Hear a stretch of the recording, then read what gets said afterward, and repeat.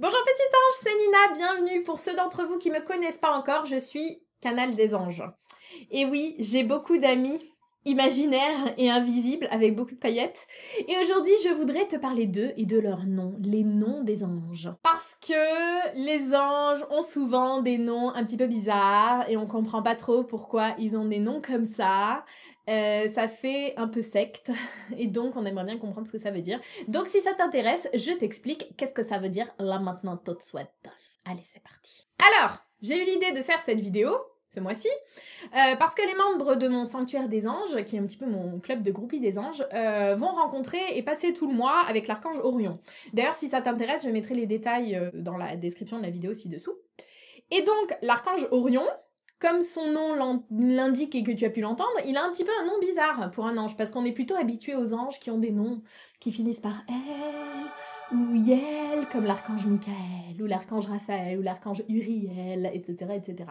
Voilà, je vais pas te faire toute la liste, parce que sinon, après, demain, on y est encore, et je vais atteindre la limite de taille de téléchargement sur YouTube. Hein. Mais bref, du coup, je te fais ce petit topo sur les noms d'anges aujourd'hui, parce que je sais qu'il y en a parmi vous qui, par exemple pendant des méditations ou au cours d'un rêve ou au travers d'autres expériences de perché, là, font des rencontres du troisième type avec des anges qui leur donnent leur nom.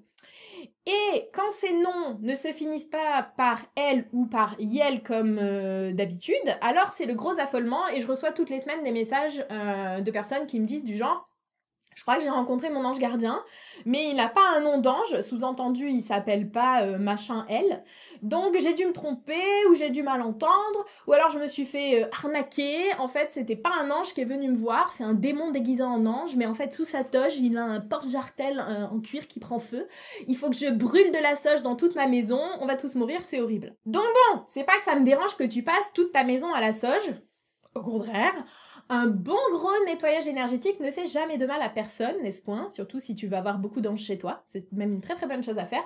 Mais par contre, ça me fait complètement yesh pour toi que tu crois que tu t'es trompé, ou encore pire, que tu laisses de côté un ange qui vient te rendre visite, qui veut vraiment t'aider, simplement pour une histoire de nom. Donc, les noms d'anges, comment ça marche? D'abord, tu as effectivement les noms en L, comme pour Michael ou Raphaël, ou les noms en Yel, comme Uriel, ou Aniel, ou Ariel, qui n'est pas un remix d'Uriel et Aniel. Mais donc, elle et Yel, c'est la même chose, en fait c'est simplement une variation, hein, c'est le même suffixe.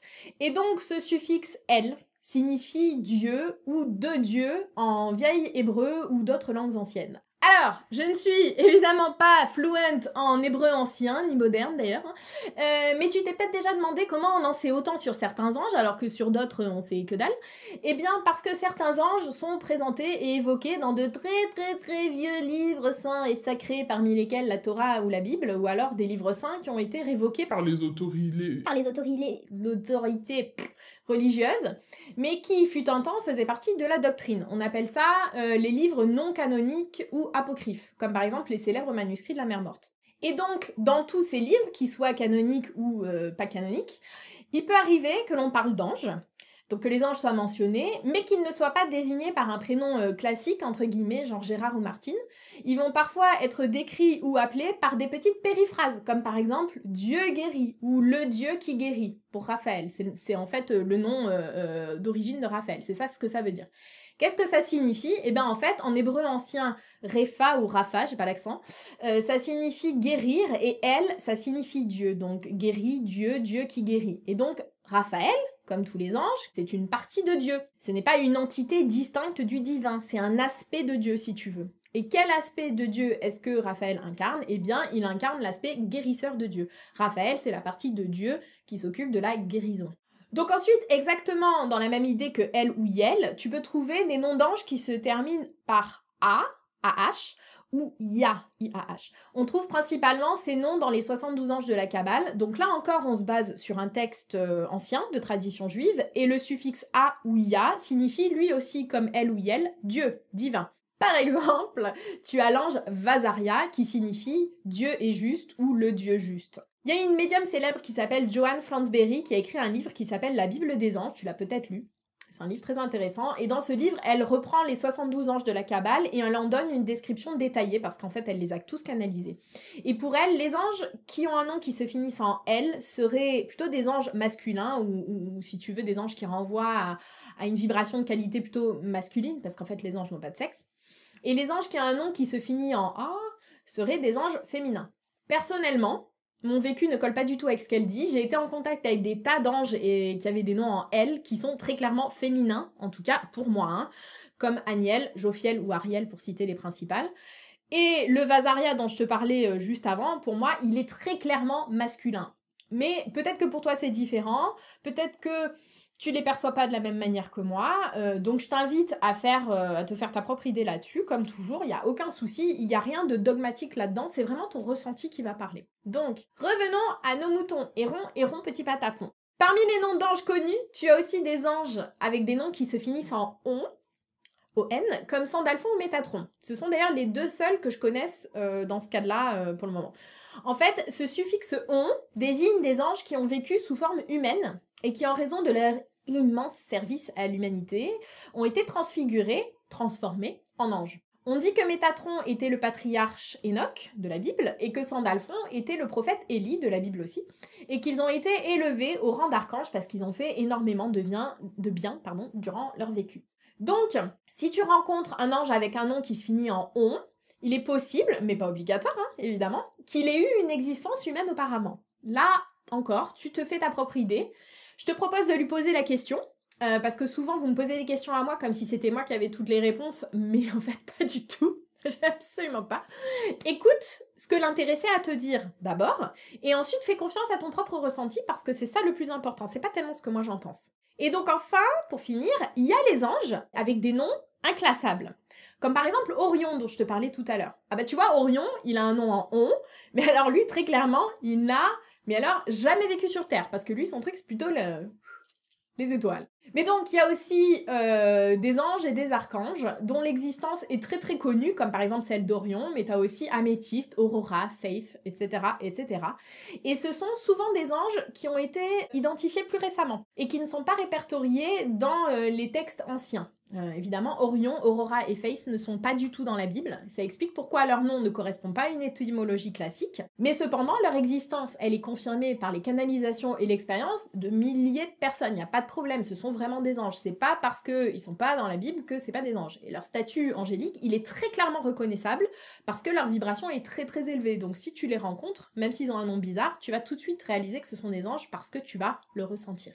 Parfois, les noms de ces anges sont en anglais, comme par exemple Faith ou Hope, parce que ce sont des anges qui ont été découverts, entre guillemets, par des médiums anglo-saxons. En fait, je pense que ce qu'il faut comprendre, c'est que le nom d'un ange, c'est pas son nom dans l'absolu. Comme par exemple, moi je m'appelle Nina, c'est ce qui est écrit sur tous mes papiers d'identité, sur ma carte d'identité, il y a écrit que je m'appelle Nina, d'accord? Le nom d'un ange, c'est pas vraiment son nom.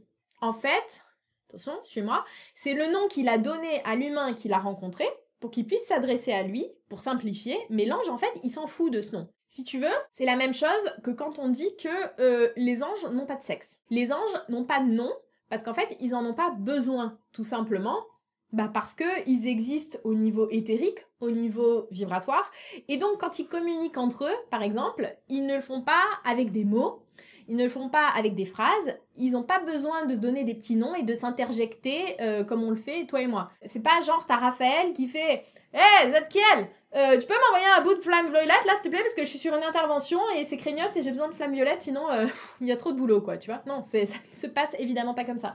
En fait, ils communiquent par de l'énergie pure et donc en fait les noms n'ont pas leur place là-dedans. Par contre, nous les humains, on a besoin que quelque chose ou quelqu'un est un nom pour pouvoir en parler, parce que ça facilite notre communication, c'est comme ça qu'on fonctionne. Et ça nous aide à nous connecter avec cette chose ou avec cette personne, sinon c'est un peu dur, un peu trop abstrait pour nous s'il n'y a pas de nom. Donc les anges, au lieu de nous laisser galérer, parce que déjà qu'on galère beaucoup, ils nous donnent des noms par lesquels les appeler. Mais par exemple, Michael s'en fout que tu l'appelles Michael ou Tartampion, ou rien du tout quand tu t'adresses à lui, du moment que tu t'adresses à l'idée de Michael ou à ce que Michael représente pour toi ou à l'entité de lumière que toi tu associes au prénom Michael et aux qualités de protection et de purification éthérique par exemple de Michael. Donc, si par exemple tu médites pour rencontrer ton ange gardien, tu t'assois au calme, tu fermes les yeux, tu te détends et tu appelles dans ta tête ou à voix haute ton ange gardien, genre coucou ange gardien, est-ce que tu peux venir? Bon bah ton ange gardien va venir tout de suite, ça c'est un fait, et ensuite tu vas te mettre à l'écoute de ce que tu entends, de ce que tu ressens, de ce que tu vois sur ton